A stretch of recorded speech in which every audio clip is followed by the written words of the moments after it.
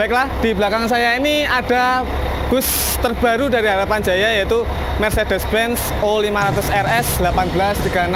Untuk Harapan Jaya sendiri direncanakan mau membeli sebanyak 14 unit yang dibagi dalam 3 karoseri ternama di Indonesia.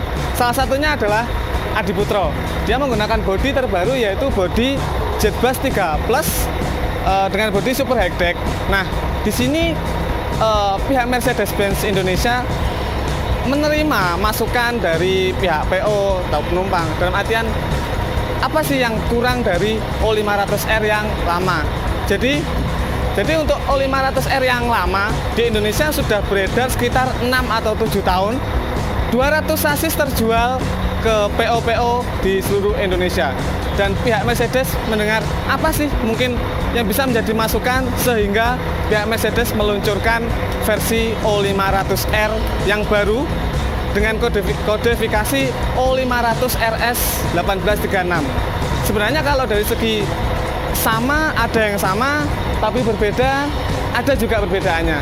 Jadi mungkin yang terasa menarik untuk diulas di sini adalah apa yang sama dengan kita menyebutnya Osor gitu aja ya. Osor untuk yang lama, Osor S untuk yang baru. Nah, jadi di sini akan saya bahas adalah apa sih bedanya Osor yang lama dengan Osor S, Osor 1836 yang baru ini.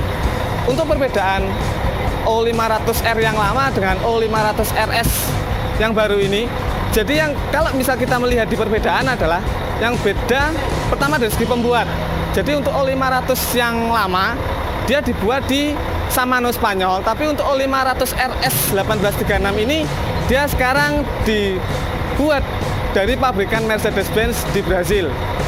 Terus yang kedua, ada beberapa perbedaan, yaitu salah satunya adalah pintu. Jadi untuk yang versi O500 RS ini menggunakan sistem pintu tengah. Dia udah nggak menggunakan pintu belakang. Setelah ditelusuri, salah satu penyebabnya adalah adanya posisi radiator. Jadi untuk yang O500R yang lama ini dia kipasnya menghadap ke samping, tapi untuk yang sekarang dia menghadapnya ke belakang. Jadi dia agak memanjang ke belakang sehingga dia tidak bisa menggunakan pintu belakang. Bisa sebenarnya, tapi kita dalam artian ada negosiasi dulu antara pihak karoseri sama pihak Mercedes-nya selaku ATPM-nya. Bisa apa enggak, itu keputusan dari Mercedes sama karoseri. Radiator dia menghadap ke belakang kipasnya. Jadi dia memiliki dua sekat dan pintu tengah. Itu semacam kita menjadi teringat pada tipe O500R yang 1830. Kurang lebih bisa mirip seperti itu. Lalu yang ketiga adalah pintu solar. Jadi untuk yang O500R yang lama dia menggunakan posisinya di depan. Di depan biasanya kiri kalau bawaannya. Cuma kalau untuk yang sekarang dia berada di belakang sisi kanan. Bisa di custom sesuai kesepakatan antara pihak Mercedes sama karoseri. Oke, Pak. Oke. Untuk kapasitas dari O500R ini sama dengan kapasitas di tipe O500R yang lama, yaitu sekitar 300 liter. Mungkin kalau diisikan solar dengan harga sekarang 5.150, diisi penuh sebanyak 300 liter, mungkin bisa ketemu di harga 1.545.000. Lumayan kena gitu HP. Oke, yang berikutnya adalah air intake. Untuk yang tipe O500R S 1836 ini, dia air intake berada di kiri. Sedangkan kalau kita melihat dari O500R 1836 yang lama, dia berada di kanan.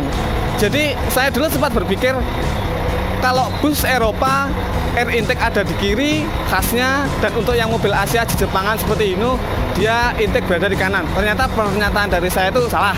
Mungkin bisa kita lihat untuk Hino RM 380, Hino Rainbow, dia untuk air intake berada di kiri.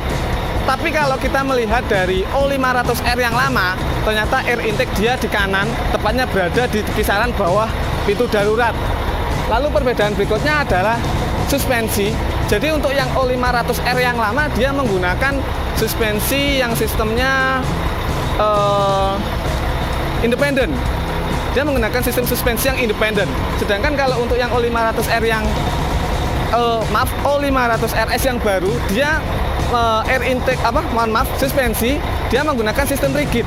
Jadi ketika ada salah satu roda dia melewati lubang, beban atau goncangan nanti akan terbagi sama rata dengan roda yang sebelahnya. Kecuali kalau mungkin menggunakan sistem independen, ketika ada satu roda dia melewati melewati lubang contohnya, nanti dia beban akan terbagi di situ saja, di satu ban saja. Itu tadi untuk mungkin beberapa perbedaan yang mungkin terlihat atau juga ada yang tidak terlihat. Yang lainnya juga ada mungkin posisi air intake yang O500R yang lama dia di kanan, sekarang di O500RS dia pindah di kiri, dan mungkin tampilan setirnya katanya juga lebih futuristik ya, lebih ada warnanya lah kalau untuk sekarang ini. Itu untuk perbedaan. Lalu kira-kira apa sih yang masih sama dengan antara O500R yang lama dengan O500RS yang baru ini? Salah satunya adalah sudah saya sebutkan tadi, kapasitas tangki 300 liter. Lalu yang berikutnya adalah mesin. Untuk O500R yang lama dengan O500RS yang baru ini dia menggunakan kurang lebih mesin yang sama, yaitu OM457LA Euro 3. Dia bisa menghasilkan torsi sebanyak 1.600 Nm di kecepatan maksimal 120 km per jam. Lalu apa yang baru dari O500RS ini jika dibandingkan dengan Osor yang lama?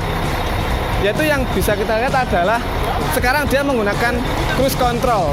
Dia kayaknya mau saingan sama Scania yang sebelumnya dia pengguna dari cruise control. Lalu untuk O500RS ini antara sasis dengan mesin, dia memiliki suspensi di mana getaran dari mesin dialihkan ke suspensi sehingga dia tidak langsung, getaran itu dia tidak langsung mengalir ke sasisnya. Jadi mungkin bus ini kalau ketika kondisi still atau mungkin dalam berjalan sekalipun dia lebih tenang, nggak terlalu goyang karena goyangan mesin. Dia lebih tenang kalau yang ini. Lalu untuk yang O500RS ini dia menggunakan sistem transmisi sama sistem steering yang baru juga. Digadang-gadang lebih bisa memahami jalanan dan kontur jalanan yang ada di Indonesia. Di belakang saya ini adalah Harapan Jaya sebagai salah satu pembeli sasis O500RS 1836 ini.